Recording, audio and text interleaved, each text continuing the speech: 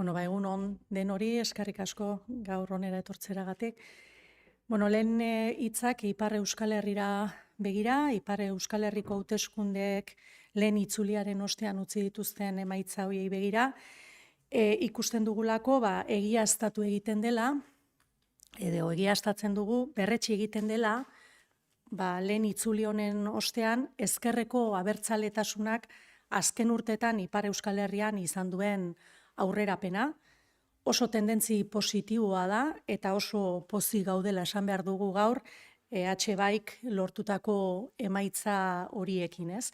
Lehen itzuli honetan, 21 alkatetza lortu ditu EH Baik, 2008an zituen 15 horien aldean, eta garaipenak lortu dira gainera lehen aldiz, Senperen eta Lekuinen, eta bereziki, azpimarratu nahi dugu, lehen aldiz alkate abertzalea izango dela Donapaleun eta Senperen, beste udalerri batzuetan ere oso emaitza positiboak lortu dira, izan Hendaian, Asparnen, Askainen, Bokalen, Urruñan, Arbonan, Angelun, Miarritzen edo Baionan.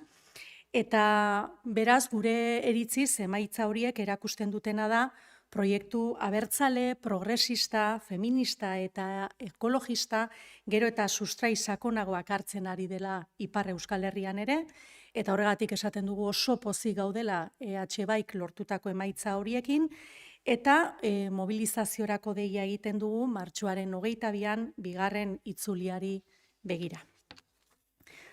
Hori esan da, nazioarteko testuinguruari eta horren ondorio ekonomikoei dagokionean, gogoratu, asteburu honetan esaten genuen hori ez, haien gerrak gure krisiak direla. Gerrek ondorio humanitario basariak dituzte, hori danok dakigu, oso gordinak dira gerren ondorio humanitario horiek, baina badituzte baita ere ondorio ekonomiko sakonak. Energiaren prezio igotzen da, kontestu hauetan, elikagaien prezio igotzen da, hipotekak igotzen dira, eta horrek guztiak ziurgabetasuna sortzen du, bai ekonomian, bai herritarren itxaropenetan eta bizi espektatibatan, eta baita ere, eguneroko bizitza kostuaren igoeran ere. Eta uste dut herritarrak oso ondo ikusten ari garela erosketak egitera goazenean, edo depositoa betetzera joaten garen bakoitzean gure poltsikoak dagoeneko hori ikusten eta nabarmentzen ari dira. Esperientziak erakusten digu, erabakiak hartzen ez direnean, edo erabaki egokiak hartzen ez badira, arrisku argi bat izaten dela horrelako egoeretan, eta da, gerraren ondorio ekonomikoak, familiek, langileek eta enpresa txikiek ordaintzea. Horregatik gaur, berretsi nahi dugu, asteburu honetan erarazten genuen mezua argi bat, imperialismoaren eta gerraren kontra, eta bakearen zein herrien soberanotasunaren aldeko mezu argi hori, badakigu neurri ekonomiko eraginkorrena bakea dela eta gerren amaiera, baina horrekin batera, bigarren mezu oso argi bat helarazi nahi dugu gaur.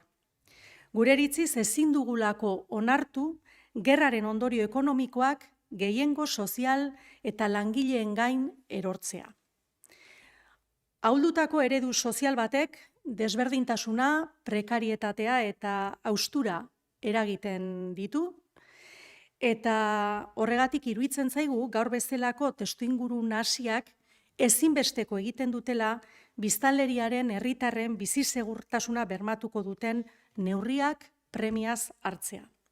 Horrek esan nahi du bizitzaren garestitzeari aurre egitea, zerbitzu publikoak indartzea eta herritarren segurtasun bitala emango dieten politikak garatzea. Eta honek eskatzen ditu neurriak epe motzean noski, baino baita epe ertain eta luzera begirako neurriak hartzea ere, krisi honen ondorioak luzeak izango direla aurre ikusten baita. Zentzu honetan, dagoeneko helarazi diogu Moncloari, Estatu Espainoleko gobernuari lehen neurri sorta bat, neurri sorta zabal bada, baino uste dugu merezi duela gaur hemen horietako 4 nabarmentzea, eta helarazitako lehen neurri sorta horien artean, lehenengo neurria izango litzateke energetikoei zerga berreskuratzea, eta etekin handiak dituzten enpresa handientzat elkartasun zerga ezartzea, babes soziala eta ekonomikoko neurriak finantziatzeko eta inbertsio publikoarekin batera. Iruditzen zaigu funtseskoa dela krisi honetan hartzen diren neurriek izaera birbanatzaile bat izan behar dutela azpimarratzea. Funtsesko kontu bat da Euskal Herria Bilduren iritzirako. Neurriak ezin dute izan regresiboak, ze bestela herritarrok ordainduko ditugu. Eta uste dut danok dakigula baita ere, batzuon bizitza prekarizatzen eta zailtzen da konplikatzen ari den bitartean, badirela momentu honetan kaja egiten ari diren enpresak, etekin handiak izaten ari diren enpresak, eta hoiei elkartasun ariketa bat egitea eskatzea ezinbesteko dela iruditzen zaigu. Horrekin batera, eskatu dugu baita ere, oinarrizko produktuen eta zerbitzuen prezioak mugatzea, hala nola erregaiak, elektrizitatea eta gasa, oinarrizko elikagaiak eta garraioaren prezioan. Eskutu sozialeko neurriak berreskuratzea ere eskatu dugu, adibidez, bono sozial elektriko eta termikoa edo energiaren prezioen igoeraren aurrean oinarrizko hornidura mozketak debekatzea. Industria elektrozalentzako laguntza mekanismoa berreskuratzea ere eskatu dugu, funtseskoa baita Euskal Industrian duen eragina, krisi honek Euskal Industrian izan dezaken eragina arintzeko, eta alokairu kontratuak eta hipoteka kuotak ezohiko moduan luzatzeko eskaera ere egin dugu, bietan aurreikusten den igoeraren aurrean. Hau esan bezala, neurri sorta zabalago bateko neurri batzuk dira, ezta? Era berean, funtsesko jotzen dugu, Eusko Jaurlaritzak eta Nafarroako gobernuak ere, neurriak aktibatzea bere eskumenen barruan, ez? Zalantzarik gabe, enpresei laguntzeko, funtseskoa iruditzen zaigu hori, baino baita enplegua babesteko eta herritarrei babesteko eta laguntzeko neurriak hartzea ere ezinbesteko iruditzen zaigu prezioen igoera honen aurrean eta horrek suposatu dezaken zaurgarritasun egoeraren aurrean. Gogoratu nahi dut, herri honetako herritarren gehienentzako edo herritarrentzako lehen kezka bazela krisi honen aurretik bizitzaren garestitzea. Eta honek kezka hori areagotu egingo du eta dagoeneko herritarrek zituzten zailtasunak areagotzera suposatuko du. Beraz, ezinbesteko jotzen dugu enpresak eta industria babesteko neurri horiekin batera, herritarrak babesteko neurri horiek aktibatzea. Bai?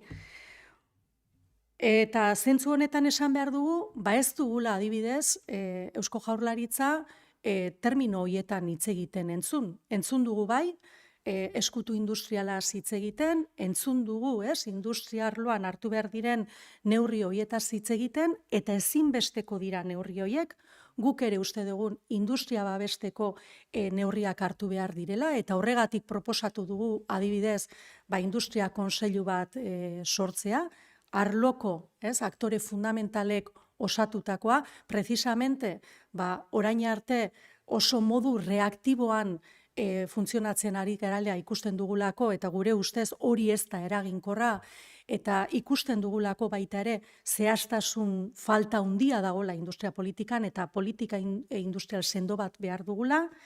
Hori oso funtsesko iruditzen zaigu, industria babestea funtsesko iruditzen zaigu, baino horrekin batera lehen esaten genuena, funtsesko iruditzen zaigu, gerra honen ondorio ekonomikoak herritarren bizkar ez geratzea, eta horregatik iruditzen zaigu babeserako eta zaintzarako neurriak aktibatzea ere funtsesko izango dela. Eta azkenik beste bi mezu guretzako ere funtsesko direnak, Olako egoeratan gobernuek izaten dute tentaldia edo beharra bakoitza bere aldetik neurriak iragartzeko.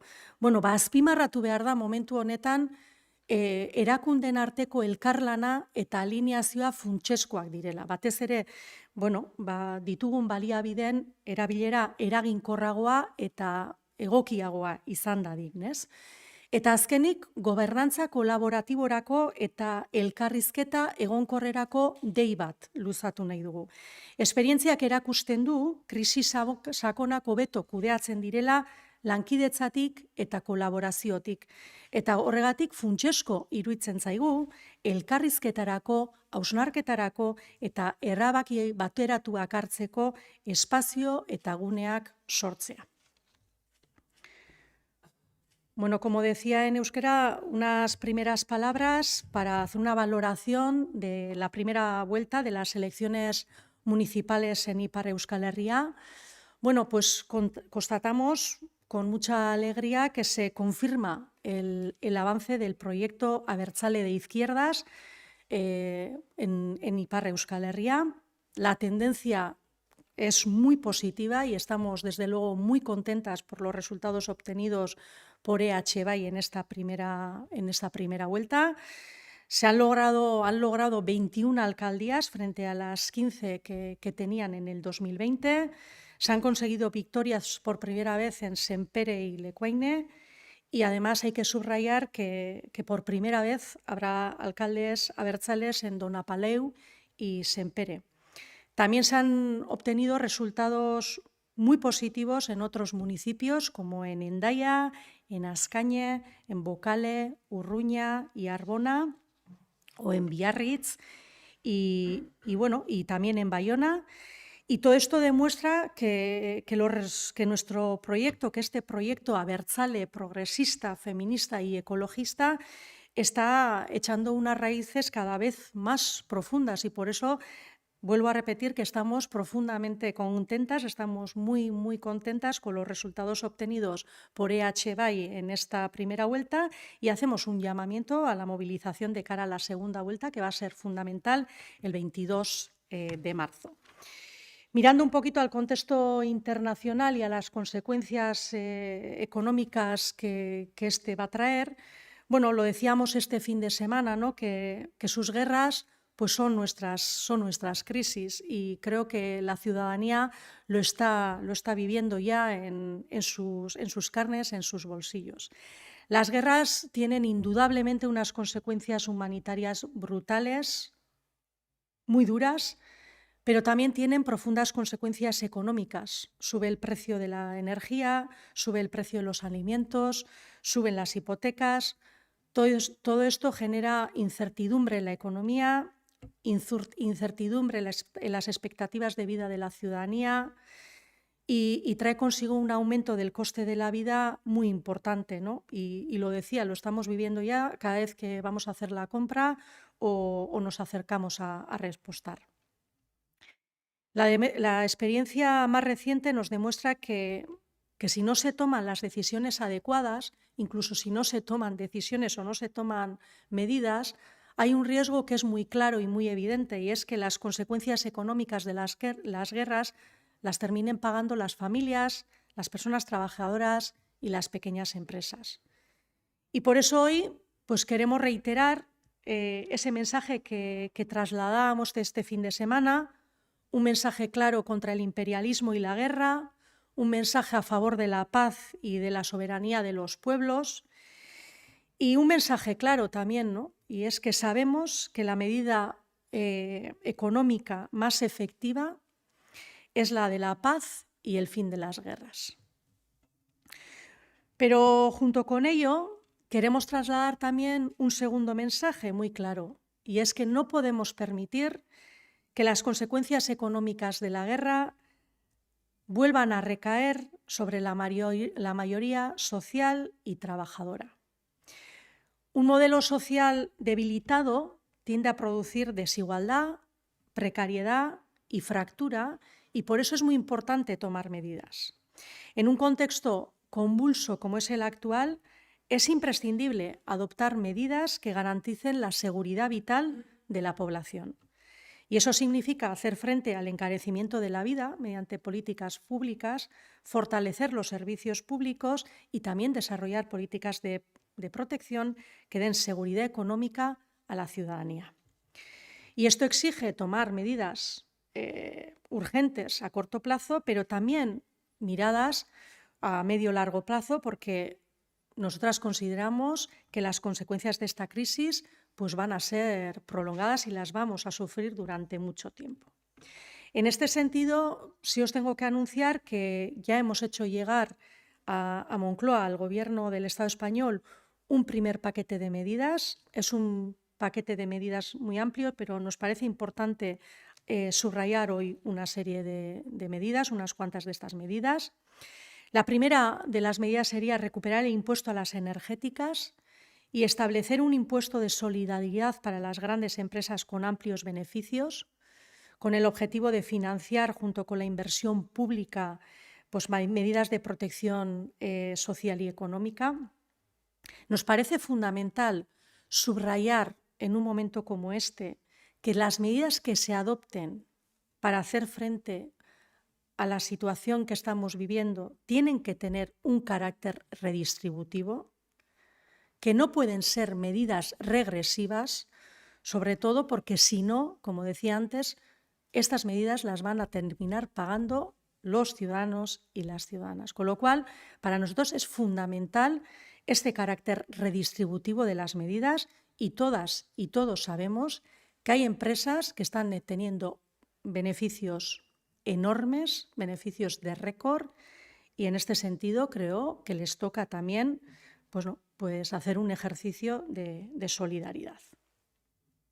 Junto con esa recuperación del impuesto a las energéticas, planteamos topar los precios de productos y servicios de primera necesidad, como carburantes, electricidad y gas, alimentos básicos y transporte. Recuperar medidas del escudo social, como el bono social eléctrico y térmico o la prohibición de cortes de suministros básicos ante las subidas previstas de los precios de la energía. Restablecer el mecanismo de ayuda para industrias electrointensivas, que va a ser fundamental para amortiguar el impacto que esta crisis puede tener sobre la industria vasca, y prorrogar de manera extraordinaria los contratos de alquiler y las cuotas hipotecarias, porque es muy previsible, bueno, más que previsible seguramente, que se vaya a dar un aumento en ambos en los próximos meses. Estas son, junto con otras, como ya decía, las medidas que le hemos hecho llegar al Gobierno del Estado español, pero también consideramos fundamental que el Gobierno vasco y el Gobierno de Nafarroa activen medidas en la misma línea dentro de sus competencias, ¿no? Sin duda, toca apoyar a las empresas, va a ser fundamental apoyar a las empresas, apoyar a la industria, pero también es fundamental proteger el empleo y proteger a la ciudadanía ante la subida de los precios y el aumento de vulnerabilidad que puede conllevar esta situación inflacionaria, ¿no? Y la verdad es que hemos escuchado, por ejemplo, al Gobierno del Lehendakari Pradales hablar del escudo industrial, de proteger a la industria, pero no le hemos escuchado nada en este sentido, nada orientado a proteger a la ciudadanía, ¿no? A nosotros, como ya decíamos, nos parece de vital importancia tomar medidas para proteger a la industria. De hecho, por eso nosotras hemos propuesto ya, Euskal Herria Bildu ha propuesto ya la creación de un consejo industrial compuesto por todos los actores fundamentales en este ámbito, precisamente para evitar seguir actuando como hasta ahora, que es de una manera muy reactiva, una manera que para nosotras no es nada eficaz, y para que podamos tener una política industrial fuerte, desde luego mucho más clara y mucho más precisa de la que tenemos ahora, pero junto con esto y al mismo nivel de importancia tenemos que tomar las medidas que hagan que evitemos ese riesgo que mencionábamos al principio, ¿no? Y es que esta crisis la terminen pagando las familias, las personas trabajadoras y las pequeñas empresas, las termine pagando la ciudadanía. También nos parece fundamental trasladar otros dos mensajes hoy, ¿no? Una, la necesidad de reforzar el trabajo conjunto entre las instituciones. Para optimizar los recursos que tenemos es fundamental alinear toda la escala institucional. Y también nos parece fundamental hacer un llamamiento hoy a la gobernanza colaborativa y al diálogo. La experiencia también nos demuestra que las crisis profundas se gestionan mucho mejor desde la cooperación y la colaboración. Y por eso es fundamental desde el punto de vista de Euskal Herria Bildu crear espacios de diálogo, de reflexión conjunta y también de toma de decisiones conjunta y compartida. Eskerrik asko Nerea, galderen txanda irekiko dugu orain. Norbaitek galderaren mapa dauka mikroa askatu eta bertatik egiteko galdera.